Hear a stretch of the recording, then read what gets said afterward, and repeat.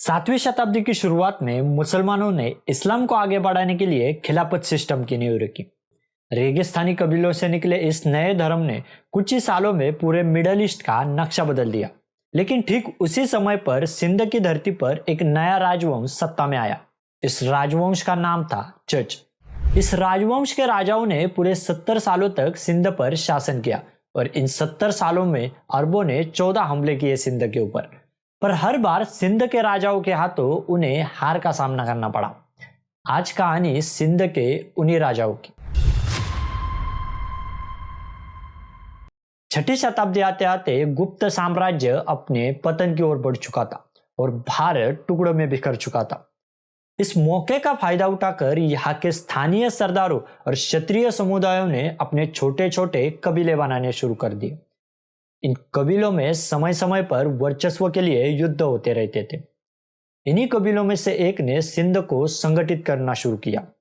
यह कबीला था राय कबीला, जिसने साल 585 ईस्वी में सिंध में राय डायनेस्टी की नींव रखी। राय दिवाजी इस डायनेस्टी के पहले राजा बने और राजा बनते ही उन्होंने सिंध की सीमाओं का विस्तार करना शुरू किया। उन्होंने सिंध को एक मजबूत किले में तब्दील कर दिया। राय दिवाजी ने सिंध के सबसे बड़े शहर अरोर को सिंध की राजधानी बनाया, जिसने सिंध को एक राजनीतिक स्थिरता प्रदान की। अपने शासनकाल के दौरान उन्होंने कई मंदिरों और बौद्ध मठों का निर्माण करवाया। धर्म और संस्कृति के इस संरक्षण से सिंध ज्ञान और साधना का प्रमुख केंद्र बन गया, जहां हिंदू, जैन और बौद्ध परंपराएं सद्भावना और संतुलन के साथ पनपती रही।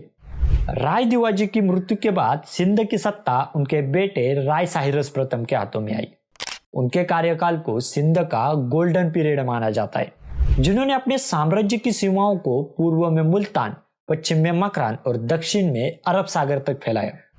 अरब सागर से जुड़ने के कारण सिंध अंतरराष्ट्रीय व्यापार का प्रमुख केंद्र बना, जिसने सिंध को आर्थिक स्थिरता प्रदान की। इस व्यापार के कारण न सिर्फ सिंध आर्थिक रूप से मजबूत हुआ, बल्कि यहाँ पर अलग अलग संस्कृतियों का मेलजोल भी बढ़ने लगा। राय साहसी द्वितीय इस डायनेस्टी के आखिरी शासक बने, जिनके साम्राज्य की सीमाएं उत्तर में कश्मीर, पूर्व में मुल्तान, दक्षिण में अरब सागर और पश्चिम में मकरान तक फैली हुई थी। इन्हें सिंध का सबसे न्यायप्रिय और उदार शासक भी माना जाता है। उनके शासनकाल में प्रजा को धार्मिक स्वतंत्रता प्राप्त हुई और न्याय व्यवस्था मजबूत हुई। उन्होंने सिंध को 4 हिस्सों में बांटा और इन 4 जगहों पर अपने गवर्नर नियुक्त किए। उनके आखिरी समय में चच नाम का एक ब्राह्मण राजा साहसी द्वितीय के पास काम मांगने के लिए आया। राजा साहसी द्वितीय के प्रधानमंत्री ने उसकी बुद्धिमत्ता को देखकर उसे अपने पास काम पर रख लिए। कुछ समय बाद साहसी द्वितीय के प्रधानमंत्री की बीमारी के चलते मृत्यु हो गई। राजा साहसी राय द्वितीय ने चर्च को ही अपना अगला प्रधानमंत्री बनाया। फिर कुछ सालों बाद साहसी राय द्वितीय की बुढ़ापे के कारण मृत्यु हो गई और सिंध में सत्ता को लेकर संघर्ष शुरू हुआ। राय साहसी द्वितीय की कोई संतान नहीं थी, तो यहाँ की सत्ता उनकी पत्नी रानी सोनंदे के हाथों में आ गई। चर्च ने रानी सोनंदी से विवाह कर लिया और खुद को सिंहासन का उत्तराधिकारी घोषित कर दिया और यही से सिंध में एक नए राजवंश का आगाज हुआ। इस राजवंश का नाम था चच। इन दोनों की शादी का कई स्थानीय सरदारों और राय समर्थकों ने विरोध करना शुरू किया, जिसे चर्च ने अपनी राजनीतिक सूझबूझ और सैन्य ताकत से दबा दिया। चर्च ने अपने शासनकाल के दौरान सिंध के प्रशासन को मजबूत किया और सिंध की सीमाओं का विस्तार करना शुरू किया। यह वही समय था जब अरबों ने इस्लाम को फैलाने के लिए पूरी दुनिया में मिलिट्री ऑपरेशंस लॉन्च कर दिए थे, जिसमें उन्होंने भारतीय उपमहाद्वीप को भी अपना निशाना बनाया था, जिसकी बात हमने हमारे इस वाले वीडियो में की है। अरबों ने सिंध को भी अपना निशाना बनाया, जिसका राजा चर्च ने डटकर सामना किया और उन्हें युद्ध में हरा दिया। चर्च ने लगभग 40 सालों तक सिंध पर शासन किया और इन 40 सालों में अरबों ने 5 हमले किए सिंध के ऊपर, पर चर्च के हाथों उन्हें हार का सामना करना पड़ा। चर्च के मृत्यु के बाद उसका भाई चंदर सिंध का अगला राजा बना। उसके शासनकाल में भी अरबों के सिंध के ऊपर हमले जारी रहे।